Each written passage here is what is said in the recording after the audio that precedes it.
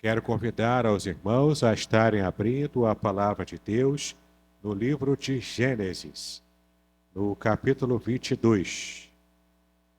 É uma passagem conhecida, portanto, nós vamos ler inicialmente apenas o primeiro versículo, para então começarmos a nossa meditação. Gênesis, capítulo 22, e leremos apenas o primeiro versículo, o versículo 1. Gênesis 22, versículo 1.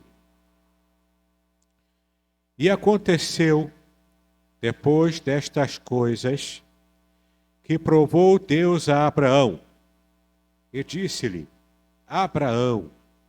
E ele disse: Eis-me aqui. Como eu disse, essa é uma passagem bastante conhecida nossa. Uma passagem que fala sobre o que tradicionalmente se chama de Akedah de Isaac.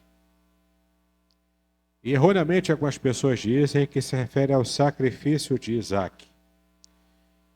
Akedah não significa sacrifício propriamente, significa a amarração, o ato de amarrar, de atar Isaac. E naquele momento, Abraão foi testado por Deus. Em muitas ocasiões, nós enfrentamos testes da vida espiritual. A palavra teste, em hebraico, significa a palavra nisayon. Nisayon é um teste que tem um tempo de duração específico. E tem também um objetivo específico. Um teste é diferente de tentação. A tentação, Deus não promove para nós. Nós não recebemos tentações de Deus. As tentações são um produto dos ardis de Satanás e tem um propósito muito direto, muito claro, de nos fazer cair, de nos fazer tropeçar, de nos fazer errar o alvo para então desagradar o coração de Deus. Mas não é esse o propósito de Deus em produzir um teste, um nisayon. Porque quando Deus chama Abraão, e nessa passagem é muito claro, o versículo é muito claro a dizer que Deus quis testar a Abraão. Em outras palavras, Deus quis fazer com que naquele período Abraão tivesse algumas lições. E é interessante a gente perceber, quando a gente enfrenta também nossos testes, os nossos sofrimentos, nós percebemos o objetivo pedagógico de Deus ao nos enviar para situações de teste. Abraão passou durante muitos testes da sua vida. Lá no capítulo 12 de Gênesis, quando Deus o chama, e Deus diz para ele: Abraão, na época ainda era Abrão o nome dele, Avram, e Deus disse para ele: sai-te da tua terra, da tua parentela. No original hebraico a expressão é ler lehá, saia por você mesmo. Porque se você sair desse ambiente idólatra em que você está inserido, isso vai fazer bem a você. Você vai deixar, inclusive, de não ter filhos, porque eu te darei herança. Já havia os resquícios dessa promessa no próprio chamado de Deus, assim nos diz a tradição judaica. Mas o fato é que Abraão recebeu o primeiro desafio, o primeiro teste da sua fé no capítulo 12, quando seu pai Terá havia morrido: sai dessa terra e vai peregrinar para uma terra que eu vou te indicar a direção, mas você ainda não sabe onde chegará. E Abraão aceita o desafio. Ele aceita o teste. E ele obedece prontamente à palavra de Deus. E na sua caminhada ele passa por várias dificuldades. Numa pregação anterior, no capítulo 21 de Gênesis, Eu estive pregando recentemente e eu também falei aqui sobre um teste que Abraão enfrentou. Quando em toda aquela situação envolvendo o seu primeiro filho, Ismael, e Abraão teve que lidar com uma escrava que era a mãe do seu filho, mas que era rixosa. Ela não conseguia perceber o seu lugar na família. E sempre à distância vivendo, ela e o seu filho, sempre mantendo distância, não tendo proximidade com a família. Abraão então teve que lidar com o direcionamento que Deus deu, quando Deus disse para ele para que obedecesse a voz para que atendesse, na verdade, a voz da sua esposa, quando ela disse: olha, despede logo Agar, despede Ismael, porque eles não vão ter herança com o nosso filho. Após 20 a 25 anos em que Deus havia dado a promessa, e Abraão esteve esperando o cumprimento com o nascimento de Isaque. Isaque significa risada, riso, porque de fato, tanto houve uma situação de um riso debochado de Sara, quando Deus disse para ela que ela ficaria grávida aos 90 anos. Também houve uma situação de incredulidade inicial ali, mas o próprio Deus foi trabalhando a fé de Sara, foi trabalhando a fé de Abraão. E eles foram percebendo que Deus estava de verdade falando a sério. Mas houve a situação de Ismael. E Abraão teve que ouvir a voz de Deus, perceber a vontade de Deus e então atender aquilo que Deus queria. Esse era um teste também. E Abraão também enfrenta o teste e é aprovado por Deus nesse teste. E agora temos o teste supremo. Isso porque você pode perceber que a passagem vai revelar alguns detalhes interessantíssimos que vão fazer você entender com clareza como estava o coração e a mente de Abraão quando ele recebe essa palavra de Deus. Vamos ler aqui no primeiro versículo. E aconteceu depois destas coisas que provou Deus a Abraão, e disse-lhe Abraão, ele disse: eis-me aqui. A palavra em hebraico é hinene. A expressão hinene, eis-me aqui, significa prontidão para o serviço. Abraão tinha essa característica, por isso ele era amigo de Deus. Ele não questionava as ordens de Deus. O que Deus mandava, ele obedecia prontamente. Para Abraão não tinha tempo ruim para obedecer a Deus. Abraão não esperava, não ficava protelando. Abraão não terceirizava as suas atribuições. O que Deus falava com ele, ele obedecia prontamente. Ele de fato disse: eis-me aqui, hinene. No versículo 2, ele disse: toma agora o teu filho, o teu único filho, Isaque, a quem amas, e vai-te à terra de Moriá, e oferece-o ali em holocausto sobre uma das montanhas que eu te direi. Esse versículo 2 traz-nos paralelos com o capítulo 12, quando a mesma expressão ler-lerá, saia por ti mesmo, aparece aqui. Essa mesma expressão, quando Deus fala para Abraão: sai-te por ti mesmo, toma o teu filho, o teu único filho Isaque, a quem amas, e sai-te por ti mesmo à terra de Moriá. E lá eu vou te mostrar, quando chegar lá, eu vou mostrar qual monte em que você precisa fazer o teste supremo de sua confiança em mim. E é interessante também o modo como Deus fala com Abraão aqui no versículo 2, quando se refere a Isaque. Ele tem aqui várias formas de se apresentar a Abraão. Quando ele diz aqui, ó: toma agora, neste momento, imediatamente, o teu filho, o teu único filho. Já está funilando, já está especificando. Não apenas o teu único filho, mas Isaque, a quem amas. Isaac é quem de fato você ama. E é interessante que também na língua hebraica, essa expressão a quem amas, ela vem antes do nome Isaac. Porque mais ou menos a ideia aqui é o seguinte: vai lá e toma o teu filho. Abraão pensou, mas eu tenho dois. Um eu despedi, o outro está comigo, mas eu tenho dois. Então Deus fala, olha, pegue o filho a quem ama, pegue o filho, como diz aqui no versículo 2, o teu único filho. Mas como assim único? Eu tenho dois, eu tenho inclusive Ismael, que foi o primeiro. Isaac foi o segundo.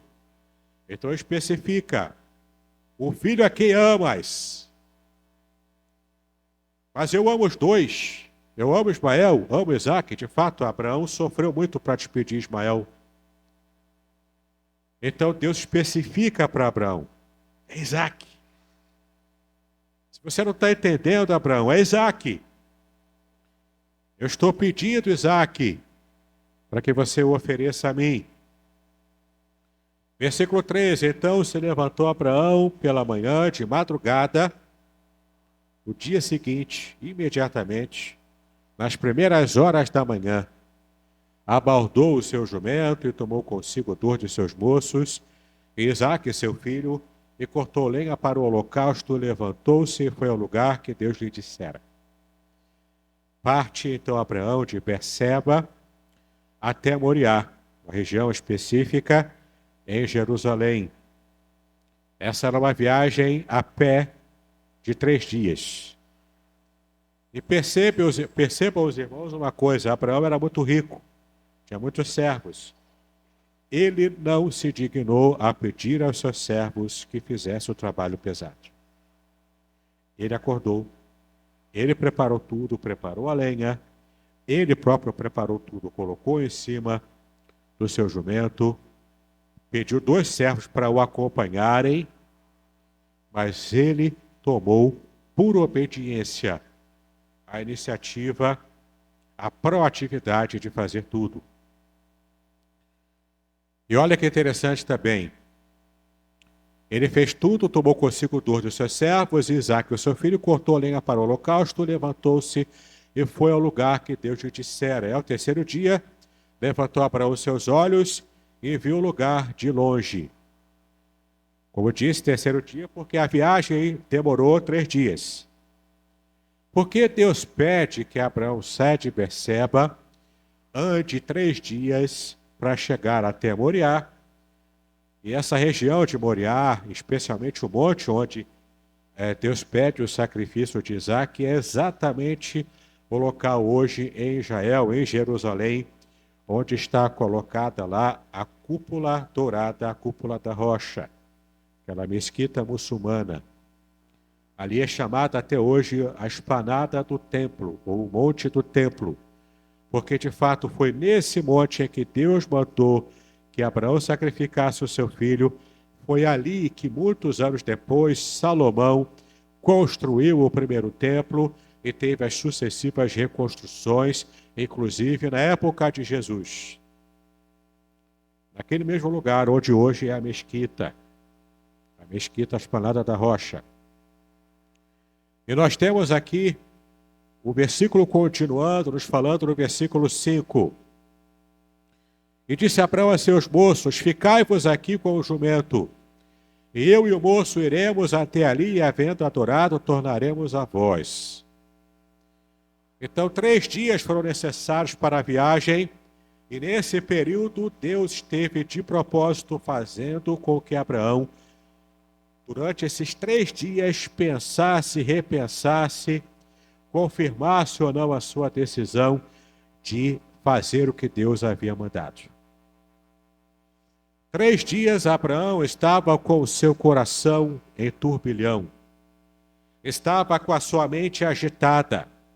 Quem sabe durante esse trajeto recebendo tentações do próprio Satanás, talvez sugestões da sua mente dizendo, por que você vai fazer isso? Isso é uma loucura. Deus nunca pediu para sacrifícios humanos, são deuses pagãos.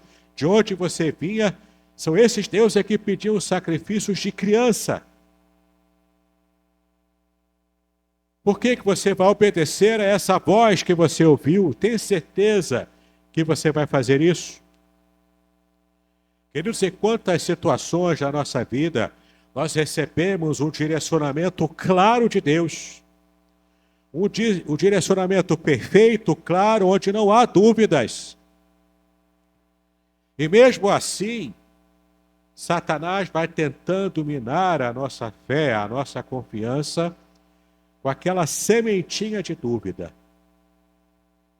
E isso pode, se deixarmos, quebrar a nossa confiança, porque essa dúvida tem o poder de crescer e sufocar a fé que uma vez nasceu em nosso coração.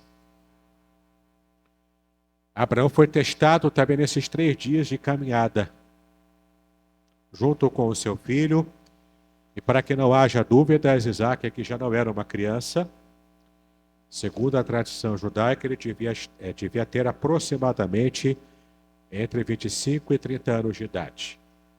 Portanto, já um jovem, com todo o vigor físico, obedecendo seu pai a cada passo, a cada instante, porque o texto diz que os dois caminhavam juntos. Os servos ajudando, mas os dois caminhando juntos em plena comunhão, em plena concordância. Então o texto continua dizendo, olha só, disse Abraão aos seus moços, ficai-vos aqui com o jumento, e eu e o moço iremos até ali, e havendo adorado, tornaremos a vós. Aqui não era apenas uma expressão pueril, uma expressão qualquer, uma expressão politicamente correta. Abraão não estava com essa preocupação. Aqui foi uma declaração de fé. E mal sabia ele que seria uma declaração profética, de modo que ele sequer esperava. De fato, ele estaria subindo com o jovem, adorando a Deus, e depois descendo junto com o jovem. E tomou Abraão, versículo 6, e tomou Abraão a lenha do holocausto, e pô-la sobre Isaque, colocou sobre as costas de Isaque. A lenha que seria usada para o holocausto. Colocou sobre o Isaque, seu filho, e ele tomou o fogo e o cutelo na sua mão, e foram ambos juntos. O fogo aqui se refere a alguma pedra que tinha uma combustão fácil, e isso era usada para acender o fogo. Levando, portanto, a pedra de combustão, Isaque levando a lenha, e ele levando o cutelo, a faca extremamente afiada que se usava para fazer os holocaustos. Isaque até então estava calado. Não sabemos se Sara sabia ou não do que estava acontecendo.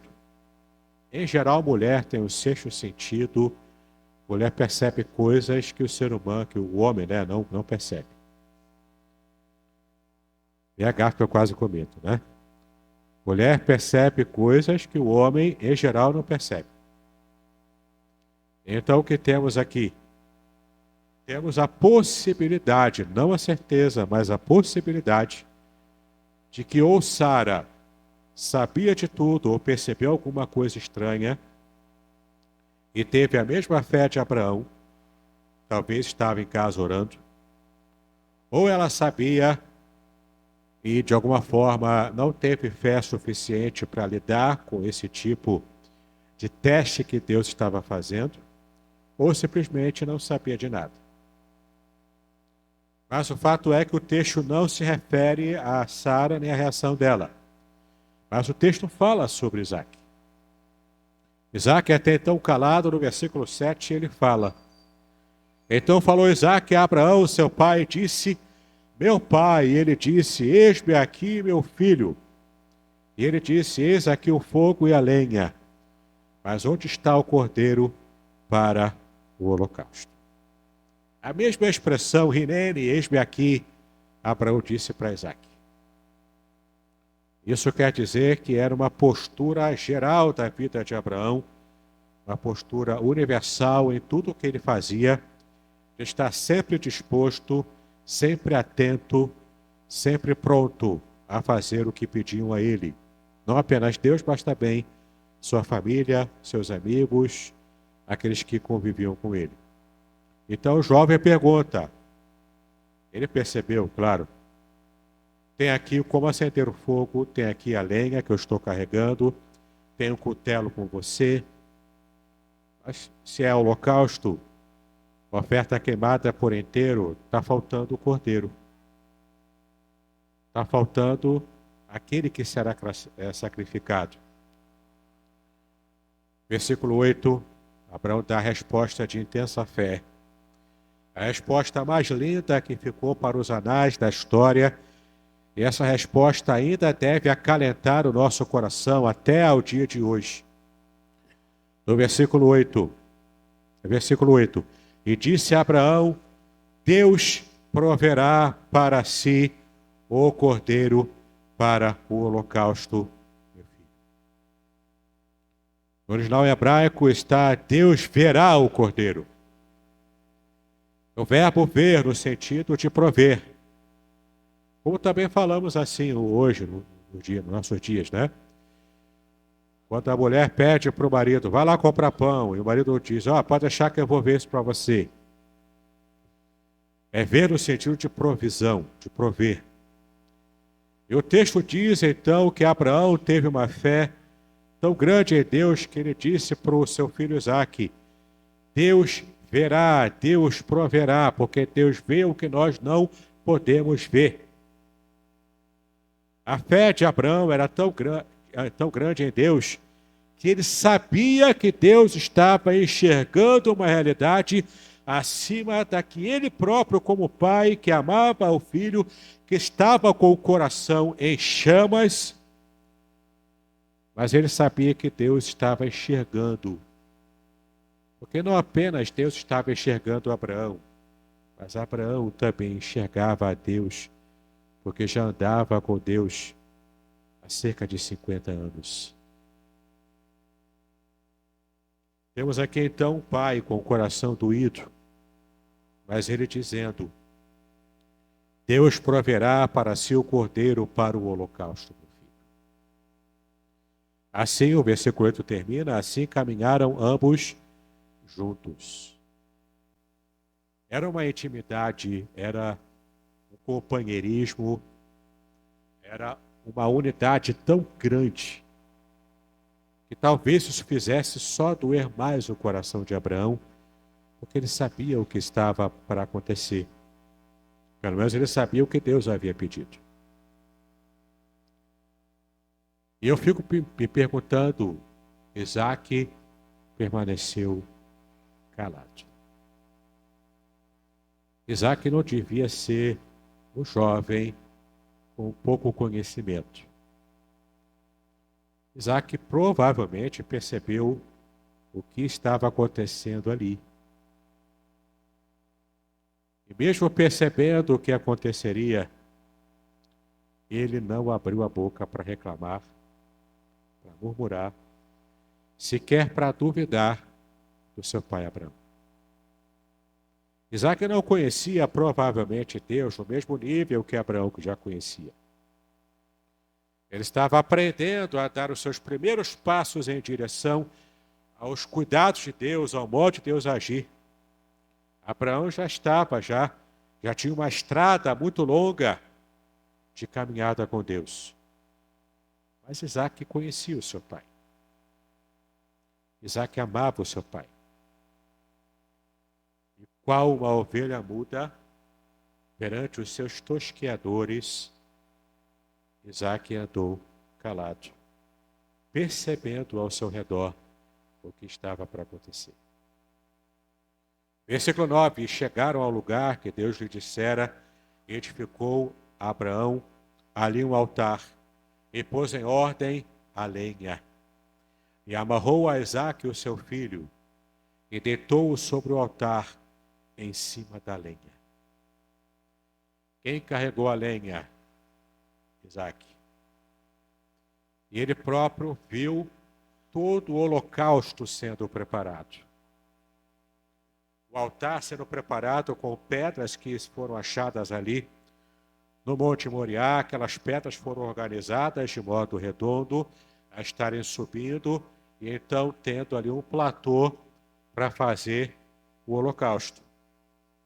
Em cima daquelas pedras, formando aquele altar, colocou-se toda a madeira, toda a lenha que Isaac estava carregando durante todo o trajeto de subida para aquele monte. Então Abraão pega a lenha do seu filho, prepara em cima do altar, e então vem a hora mais difícil. Para qualquer um que perdeu um ente querido, sabe, a hora mais difícil é quando o caixão desce à sepultura. É a hora que você chora, é a hora que você sente o peso do momento. É a hora que você percebe a dureza do que é enfrentar aquela hora. Porque você vai voltar para casa sozinho, sem o seu parente, sem a pessoa que você ama. Aquele momento foi o momento em que Abraão sentiu todo o peso. E era a última chance que ele tinha de desistir. E nessa desistência, desobedecer a Deus. Ele amarra o seu filho Isaque com 25 a 30 anos. Isaque está submisso a Abraão. Abraão já era um homem de idade. Por certo, Isaque não teria dificuldades para resistir a Abraão, porque Abraão já era velho, ele era jovem. Isaque tinha muito mais força do que Abraão. Ele podia brigar com o seu pai. Ele podia dar uma de rebelde, sem causa. Espera aí, o que está acontecendo aqui? Eu já estou entendendo tudo, eu não vou me submeter a isso. O senhor está louco. Vamos parar com essa palhaçada agora. Isaque, calado, se submete a Abraão quando ele começa a amarrar o seu filho de 30 anos de idade. Isaque deitado sobre a lenha que ele mesmo carregou, inclusive uma aplicação direta ao próprio Cristo, que ele próprio carregou a sua cruz, o Calvário ali. Isaque estava nesse momento representando Cristo. Isaque é amarrado então em cima daquele madeiro. E como que se amarrava? Ele foi amarrado por trás, amarrou as mãos, amarrou os pés também, os dois pés, e as mãos e os pés amarrados e atados de uma coisa só, uma amarração só. Naquela circunstância agora, Isaque já não tinha como sair. Ele estava atado. Para Isaque não tinha mais como ser um rebelde. Essa chance já havia passado. Eu não sei se os irmãos têm ideia de como é o sacrifício de um cordeiro em holocausto. Primeiro se amarra o cordeiro, com as patas traseiras e dianteiras amarradas, pega o cutelo, passa pelo pescoço, pela garganta do cordeiro, o sangue escorre, o cordeiro já fica ali sem ter como resistir. Então, pega-se o cordeiro, coloca de cabeça para baixo e deixa o sangue inteiro escorrer sobre o altar. Depois que o sangue inteiro escorre, coloca a carcaça ali. Aí sim, vai esquartejar o cordeiro, vai dispor ali no altar as partes do cordeiro e vai colocar fogo no cordeiro e não vai sobrar nada daquele cordeiro. Tudo é queimado até virar cinza, até virar pó. Como oferta em holocausto que é agradável ao coração de Deus.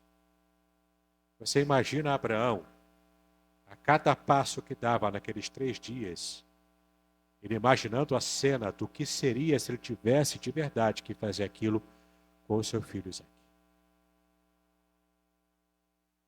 E quando chega ali no momento derradeiro, Isaque amarrado, tudo pronto, Abraão pega o cutelo, levanta o cutelo, então ele ouve a voz. Abraão, Abraão, mostrando urgência, mas ao mesmo tempo mostrando carinho. Não faça nada com o seu filho. O texto diz que era Jesus ali falando com ele, porque a palavra diz que era o anjo do Senhor no Antigo Testamento falando com Abraão. O mensageiro de Yahvé, com quem Abraão já tinha também relações, já estava conversando, já tinha comunhão, ele diz: olha só, pode parar agora, não vai fazer nada com o seu filho. Porque eu, o anjo do Senhor falando, eu já entendi, já percebi, já vi que você aceitou o teste e agora você foi aprovado. De fato, Abraão conhecia Deus. Ele sabia que Deus não levaria à frente todo aquele ato do sacrifício, ou pelo menos, se fosse para levar à frente, com todo o terror que estava no seu coração, como Hebreus diz, Hebreus capítulo 11, 17 a 19, que nós lemos no começo do culto, nós vimos ali que Abraão tinha a certeza de que Deus, pelo menos, traria o seu filho de volta à vida, mesmo que fosse levado a cabo todo aquele sofrimento que ele estava passando. Mas então o anjo fala para Abraão: pode parar, não leva mais à frente isso. Eu imagino Abraão soltando o cutelo, respirando aliviado, aquela sensação de alívio, talvez com lágrimas, provavelmente com lágrimas abundantes nos seus olhos, ele chorando, porque em vez de ser o sangue do seu filho jorrando sobre o altar, agora eram ali as suas lágrimas. Ele chorando copiosamente, ouvindo a voz do anjo, o respiro aliviado de quem estava agora entendendo o que de fato estava acontecendo. E o anjo aponta, então Abraão percebe ao longe um carneiro preso pelos chifres em um arbusto. Então o anjo diz claramente: ali está o cordeiro, ali está o sacrifício. Ali é que vai acontecer de verdade a sua adoração a Deus nesse momento. Em todo o ato, em todo o trajeto de Abraão com o seu filho Isaque, aquele momento difícil para ele era um ato de entrega e de adoração. Mas então, com a substituição pelo cordeiro, pelo carneiro, o seu coração está aliviado e Deus foi adorado naquele monte, naquele dia. Ele então desamarra o seu filho, amarra o cordeiro, agora sim sacrifica em holocausto. E quando tudo termina, Abraão desce no Monte Moriá com Isaque, após haver adorado a Deus. Então a bênção do Senhor é repetida para Abraão, como nas outras vezes. No capítulo 12, Deus disse: Ler, Lerá, sai da tua terra, eu vou te abençoar, através de você, eu vou abençoar todas as famílias da terra. Abraão creu nessa palavra. E veja aqui ainda no capítulo 22, porque no capítulo 15 e no capítulo 17, Deus ainda repete a bênção. Ele está ali confirmando a bênção por mais 2 vezes. E agora aqui nesse teste derradeiro, já com a bênção Isaque diante dele com 30 anos de idade, a bênção já consolidada, o coração já velho de Abraão estava já acostumado com Isaque, e não estava mais em sobressalto, porque a bênção estava ali concretizada. Mas então, quando Deus pede isso, em momento algum, Abraão duvidou do que Deus havia falado quando lhe despediu Ismael, que sobre a descendência de Isaque é que Abraão teria essa grande multidão de descendentes. Seria sobre Isaque, não sobre Ismael. Abraão não duvidou dessa palavra de Deus. Ele já não tinha mais Ismael com ele. Estava no seu coração doendo de saudade do seu Isaque, que estava quase morrendo, o filho que ele amava. Então, olha que bênção.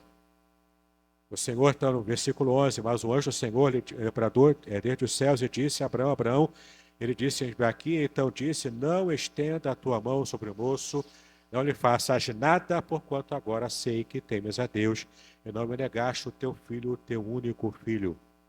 Então levantou Abraão os seus olhos e olhou, e eis um carneiro detrás dele, travado pelos seus chifres no mato, e foi Abraão e tomou o carneiro e ofereceu em holocausto em lugar do seu filho. E chamou Abraão o nome daquele lugar, o Senhor proverá. Yahvé Irê, ou Jeová Jirê, o Senhor proverá. De onde se diz até o dia de hoje, no monte do Senhor se proverá. Então o anjo do Senhor bradou a Abraão pela segunda vez desde os céus, e disse, por mim mesmo jurei, diz o Senhor. Aqui o anjo do Senhor, o próprio Senhor Jesus, antes de encarnar, sendo o porta-voz do próprio Deus. Porquanto fizeste esta ação, e não me negaste o teu filho, o teu único filho, que deveras te abençoarei, e grandissimamente multiplicarei a tua descendência, como as estrelas do céu, e como a areia que está na praia do mar. E a tua descendência possuirá a porta dos seus inimigos. E em tua descendência serão benditas todas as nações da terra, porquanto obedeceste à minha voz. Então Abraão tornou aos seus moços, aos seus servos, levantaram-se e foram juntos para Berseba, e Abraão habitou em Berseba. Esse texto tem vários aspectos em que podemos perceber paralelos de Isaac com o Senhor Jesus. Assim como o Senhor Jesus, como ovelha muda diante dos seus tosqueadores, Isaac caminhou calado, em momento algum demonstrando rebeldia, demonstrando qualquer tipo de reação contrária ao que ele já havia percebido que estava por acontecer. Esse caminhar calado de Isaac, essa submissão e confiança ao seu pai e ao Deus do seu pai, que ele estava aprendendo a conhecer, nós vemos aqui uma submissão total, assim como o Senhor Jesus, em toda a sua vida, foi submisso ao Pai. Cada palavra do que Jesus disse, cada ato do que ele fez, tudo o que Jesus fez, ensinou, falou, pregou, tudo era um ato de submissão ao Pai. Inclusive no final, no seu momento derradeiro, já no Getsemane, Jesus suando gotas de sangue, em angústia tremenda, extrema, sobre o seu sacrifício que se avizinhava. Então o Senhor Jesus faz a pergunta derradeira ao Pai. Assim como Isaac conversa com Abraão, o seu pai, Jesus pergunta para o seu pai, para Deus: Pai, se possível, passa de mim esse cálice. Ali o seu coração angustiado estava se derramando diante do Pai. O desejo dele é que não enfrentasse o que ele estava por enfrentar. Mas, contudo, seja feita conforme a tua vontade. O cálice que foi retirado de Isaac, naquele momento em que Isaac foi substituído pelo carneiro, e naquele momento ele estava representando a igreja do Senhor Jesus, cada um de nós. E estávamos para sermos sacrificados, mortos pelos nossos pecados. Mas Cristo nos substituiu, como o cordeiro substituiu Isaac. O suspiro de alívio no coração do próprio Isaac, do próprio coração de Abraão também, não se viu no coração de Jesus, porque o cálice não foi retirado dele. Mas ele se submeteu ainda assim, totalmente, completamente ao Pai. Foi da vontade de Deus. que Jesus enfrentasse o que enfrentou na cruz do Calvário. Há aquela pergunta histórica em toda a época de Páscoa: quem matou Jesus? Foram os romanos? Foram os judeus? Quem matou Jesus foi o próprio Deus. E o que motivou o coração do Pai a enviar Jesus para morrer daquele jeito? O meu pecado, o seu pecado, a humanidade perdida. Isso motivou o coração do Pai a enviar Jesus para morrer em nosso lugar.